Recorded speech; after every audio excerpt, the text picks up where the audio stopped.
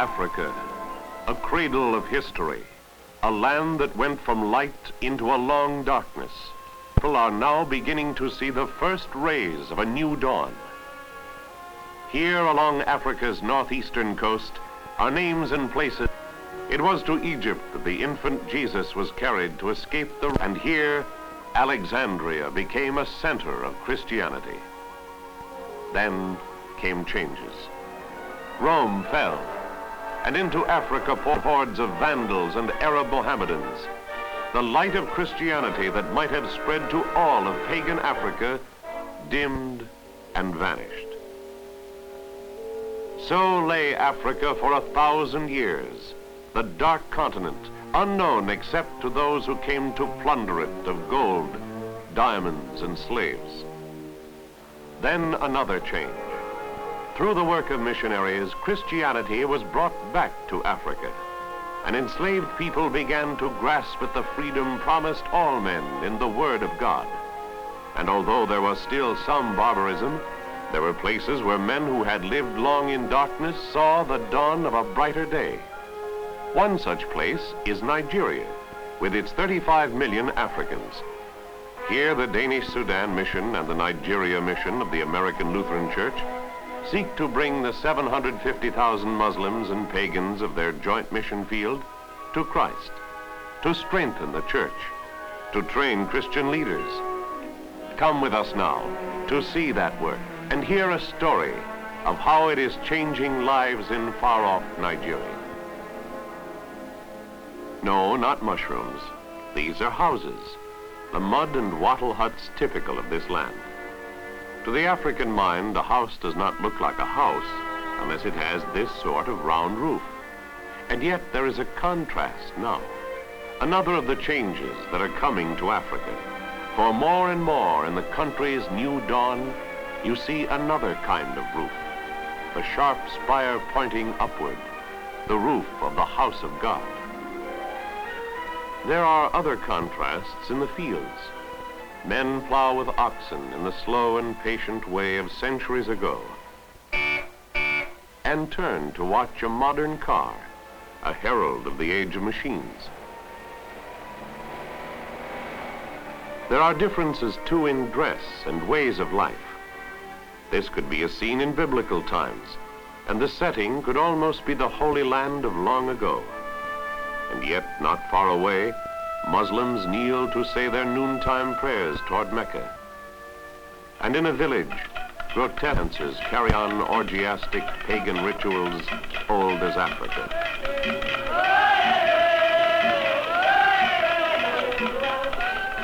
Truly, this is the continent of contrasts.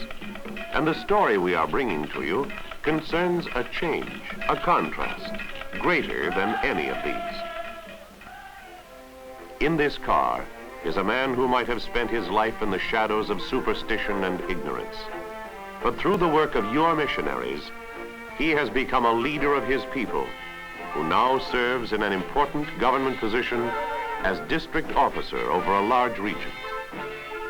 You can see the respect with which he is greeted as he returns to his home village. People kneel almost as if he were a king, but this respect is not engendered by fear. It is an expression of affection.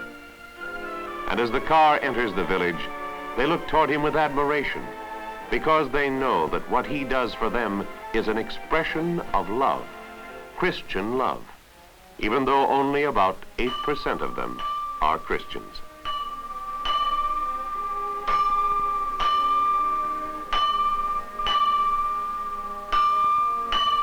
A crowd has gathered to welcome him home, and a celebration has been arranged. Because he is so widely admired, everyone has come, from the devil dancers to the Boys' Brigade, the equivalent of the Boy Scouts in our own country. Now we are about to see the man who merits this affectionate attention. He is the tall man in the white robe. His name is Maken, and in a minute or two we will hear his life story. But first, let us follow the local chiefs to watch the homecoming celebration.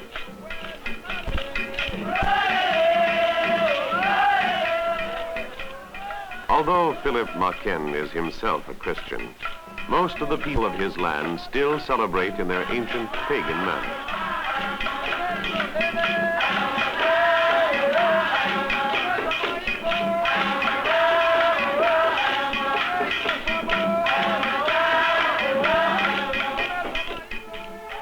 Missionary to Philip Maken's home to hear the story of how Christianity changed his life. Certainly, Philip says, he will be glad to tell his story. It will help the church and his people too. First, though, he would like to present his wife and their baby. He is especially proud of his wife, for she too came up from darkness and ignorance through the message of the gospel. Story. Tell it to me from the beginning, the missionary says, and I will write it down so our churches in America and Denmark will know of the work here in Nigeria. And so, in the English he learned at a mission school, Philip Maken tells of his life and the events that made him a leader of his people. I was born in a village not far from here, a place called Gurum. My father was a farmer. I knew only such simple things as taking care of the sheep. I could not even read or write. My mother and my two little sisters were as ignorant as I was. None of us had ever seen a book. It was my job every morning to take the sheep out to graze and go with them all day long. This was a task I liked. Going out to the sheep gave me a chance to think the long, long thoughts of a boy about myself. When would I have sheep of my own? When would I have cattle? And when would I marry? And yet, through all my dreaming, I knew there was little chance that I would ever be more than I was then, a simple shepherd boy who could not even read. Perhaps this was why I sometimes took the sheep to a crossroads near my home. I knew that there, at a certain time in the morning, I could see other boys and girls on their way to a place they called school.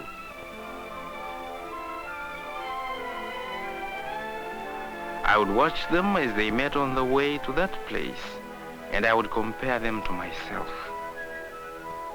They knew 1,000 things that I would never know. Throughout their lives, they would have things I could never possess. I would forever remain what I was then, a poverty-stricken, ignorant tender of sheep, sitting beside the road like a beggar. Yes, I was even worse than a beggar, for no one could help me.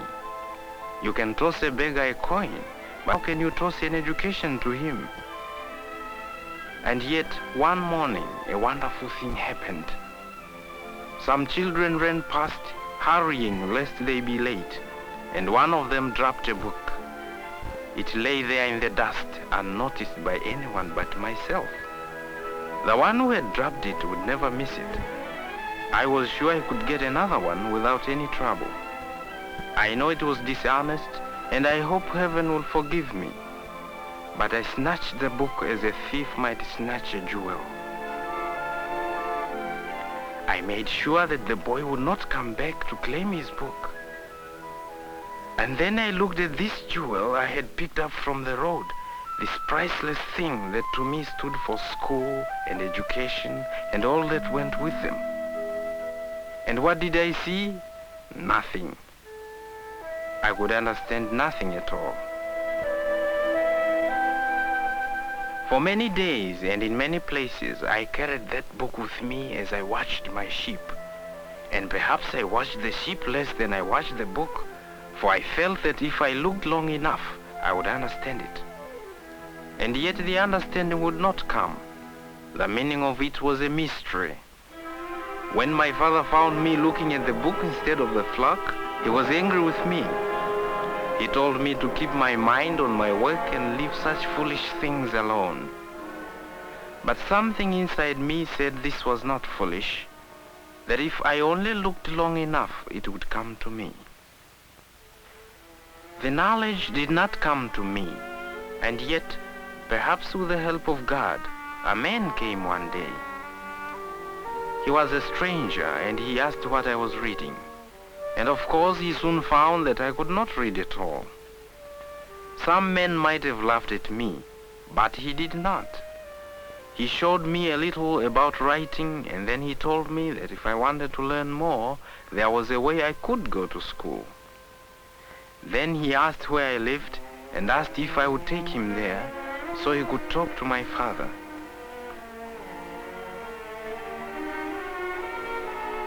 And so, lest my father be angry with me once more for not watching the sheep, I got another boy to take care of the flock, and I took the stranger to my village.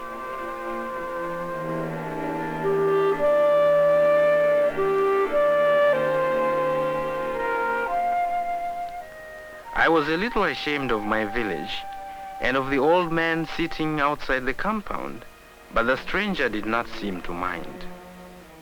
So I hurried to find my father and tell him someone wanted to see him.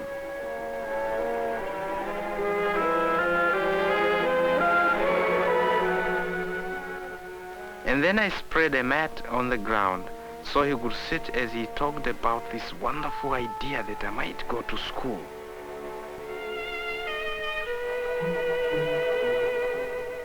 The talk went on a long time, because my father had always thought schools were too expensive for people like us.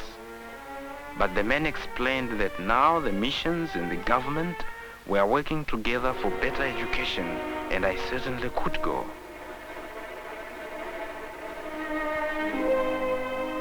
And so, in a few days, my father brought me to the school himself, and we both knelt before the headmaster.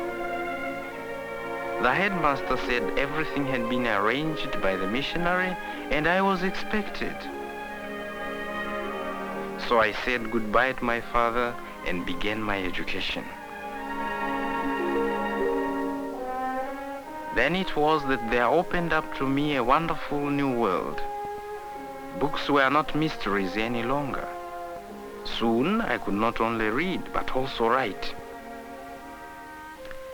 There too I learned to play, not the pointless play of childhood, but games that taught fair play and obedience to rules. And almost too soon I was ready to go away to a higher school, the one at Newman. There was a strange fondness in my father's handshake that day, and more love than ever on my mother's part.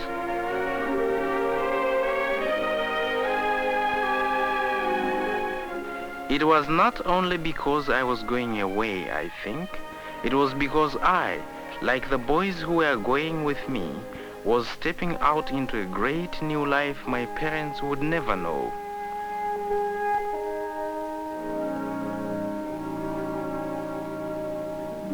I saw many things that surprised me when I arrived at Newman. Besides the schools, there was a hospital there. And I was astonished at first to see sick people being treated with such care and gentleness. For you see, I still did not know much about the Christian way of life. There was, I remember, a boy of about my age with an injured eye. At home he might have gone blind, but here, thanks to skilled treatment, he would recover his vision. And in a way, my own vision became better too. Because the longer I stayed there, the more I saw the meaning of Christian love. Here were white people, people of whom I had always been a little afraid, working on equal terms with those of my own race, devoting their lives to helping them. Furthermore, the missionaries were not trying to change my people in little unimportant ways. They didn't think it strange that we carry our burdens on our heads in the way that is easiest and most natural to us. They knew, I came to see, that it is what is inside the head and inside the heart that is most important. And inside the heads and hearts of the people who came, there was only love. That love seemed strongest when babies were concerned. And when I asked why, Someone told me what Jesus said about letting the little children come unto him, because of such is the kingdom of heaven. So then, you see, I began to learn about Jesus and heaven too. I began to see that all this work was carrying on the teachings of Jesus. Day after day, I saw the sick and afflicted coming for help, bringing what little they had in food and firewood. And I saw that it was like the Sermon on the Mount. Blessed are the poor in spirit, for theirs is the kingdom of heaven. Blessed are the meek, for they shall inherit the earth. Blessed are the merciful, for they shall obtain mercy. Sometimes I would watch men like Dr. Hunter Smith, and I saw that they were not only using modern medicine to replace witch doctors' methods, but showing in 1,000 ways that the love of Jesus leads us to the only true God. I learned even after classes, for in the dormitory, one of the older students would sometimes talk to us about Jesus. And in Sunday school and Bible classes, my knowledge was increased all the time. I began to see that these teachings of Jesus could be applied to the whole world, that there could be peace among our warring tribes, between all whites and all Africans, even among all nations everywhere. I began to want to be one of the peacemakers Jesus called the sons of God in the Bible I was now learning to read. I found myself going to every service at the Lutheran Church so I could fill my heart with everything there was to know about Jesus. And I began to study for baptism. At last, after many months, I was ready for the greatest event of my life. Where once I was a shepherd boy living in the shadows of fearful superstition, now I was accepted for the sacrament of holy baptism. I was a Christian. As I grew older, there came another day I remember. I went with one of our evangelists on a trip into the hills, and he told me his work was something like the lantern I carried. Jesus had told his disciples they must let their light shine before men, and he wanted to put his light so high it would be like a great lantern on a mountain shining over all of Africa, telling all of Jesus. And suddenly I wanted to do the same thing. A long time later, there came another great day in my life. I was ready to enter the Teachers' College.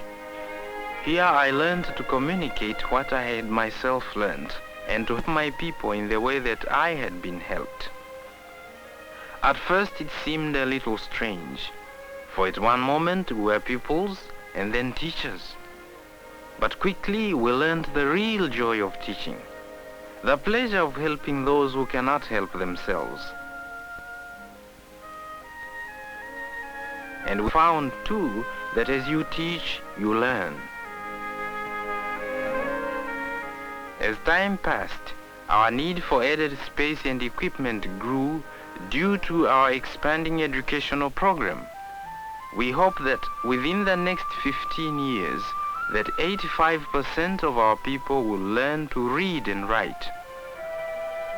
At the girls' boarding school in the same town as my college, my fiancée was a student. Besides classroom subjects, the girls received training in skills and handicrafts. They also share in supplying food for their dining hall.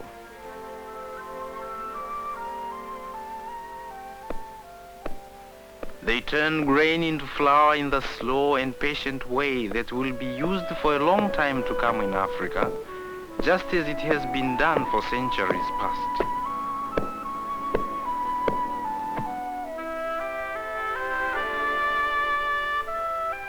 This is our running water.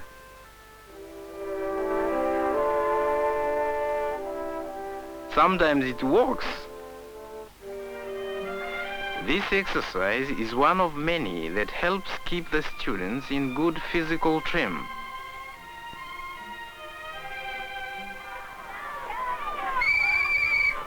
We boys learned several exercises and games. Our favorite was football.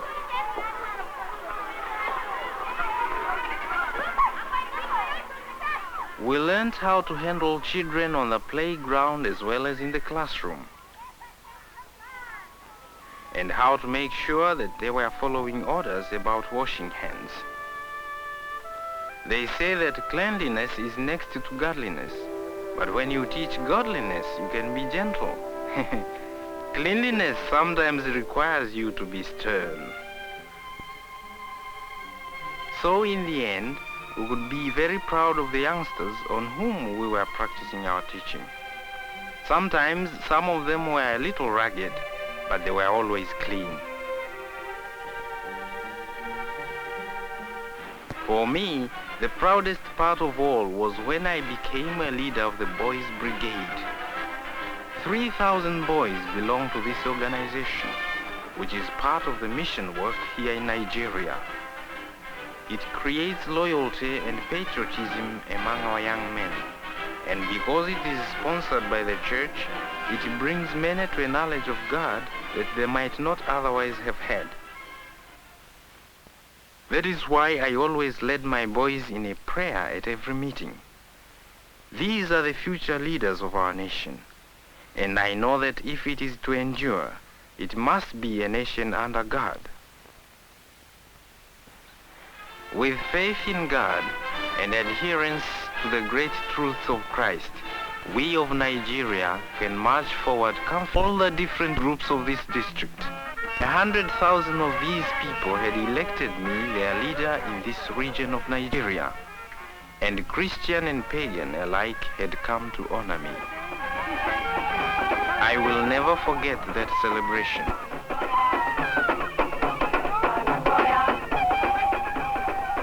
And the thing I will remember most is the prayer one of our own pastors gave for me, not alone because of what he said, but because of the respectful way people listened, both Christians and pagans.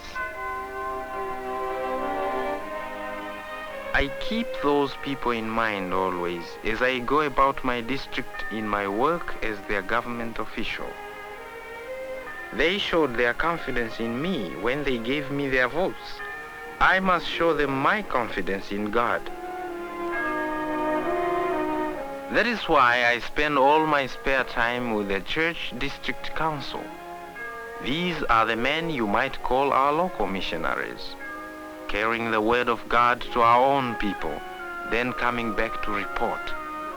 One man may tell of a long trip he made to a far corner of our country, not a successful trip. He found some men who were willing to listen to him, even though they were Muslims. And as he spoke to them of Jesus, he felt for a time that they were sincerely receptive, though they kept on fingering their strings of beads. But suddenly, one of them looked up at the sun and said a word to the others.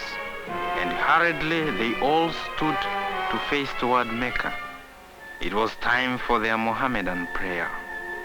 And so he realized that there, at least, his seed had fallen on barren ground. Another of our missionaries may tell a far different story. He too made a long journey to a far place, and he too met with what seemed to be a failure. In a village, he spoke to a group of people who did not seem to listen at all. Most of them even sat with their backs turned to him, and the women went on tending their babies as if he were not even there. But he did not give up. He kept preaching, although it seemed as if they were not hearing a word. And when he began a prayer, a miracle happened.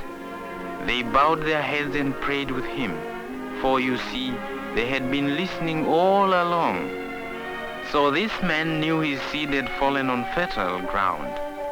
And the next time he came to this village, he surely would lead some of these people to Christ. Another man may tell of the wonderful progress our church is making in Nigeria, like this man reporting on the opening of our new evangelist school at Pella. The building of this school and its dedication were truly great events for all of the Lutheran faith. In the past, most of our schools have been supported by the missions, but this big and beautiful training establishment for our evangelists will be operated by Nigerians. It is proof of our confidence in the message of the gospel. The dedication began with a procession of the young men and women who will train here at Pella for evangelistic work throughout our nation. And I think you can be as proud of them as we were. After the procession, greetings from the American Lutheran Church and the Danish Lutheran Church were read to the gathering, an expression of love from countries far away. And then the doors to our new school were to be first opened by their representative, Dr. Rolf Serdo, of the Division of World Missions of the American Lutheran Church. And the papers of ownership were formally presented to President Akila Todi by the Reverend Pilgard Pedersen, the Danish mission leader. Truly, this was a wonderful report and a great and historic event.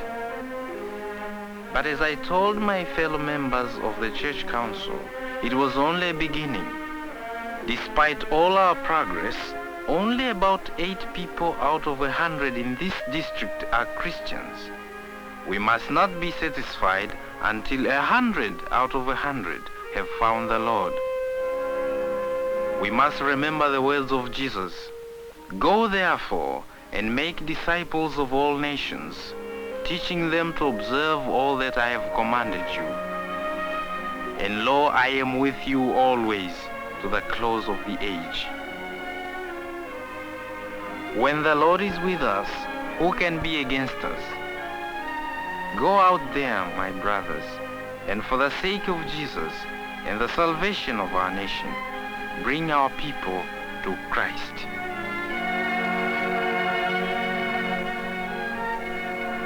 So that is the story of Philip Maken.